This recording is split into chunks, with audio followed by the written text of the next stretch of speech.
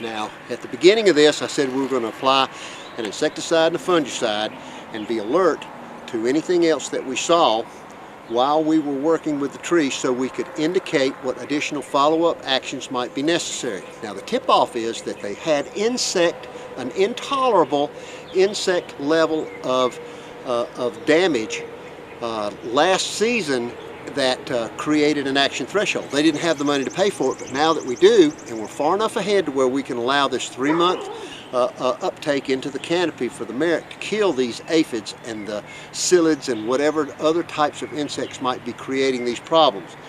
And when we were working around the collar, you can see where we are covered and smothered partially from the 3-year-old root collar. And since we had a lightning strike right over here, what we're going to do is walk out into the critical root zone just a little bit, and we're going to do some testing to see. We don't have compaction. We've got good 9-12 inches of nice loose soil. Let's take a look at a core sample.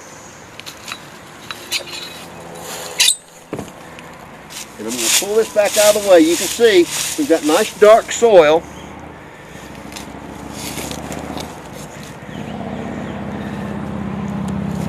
As we can see, we've got a nice layer of topsoil here that does not have a whole lot of rooting, and I am suspicious that when this lightning strike came, this is a real sort of a sandy base here. You can see here it's probably, since it's at the bottom of a hill, it's probably a lot of this has just been washed into here.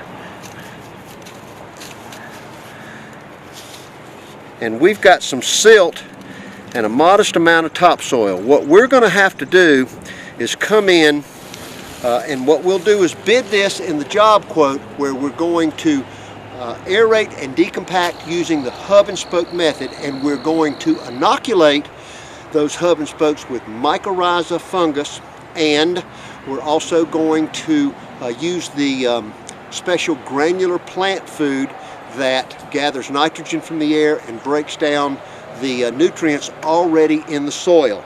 And we want to use those because I think the high voltage of electricity killed a lot of the living microbes in the soil, and we're going to reestablish that population.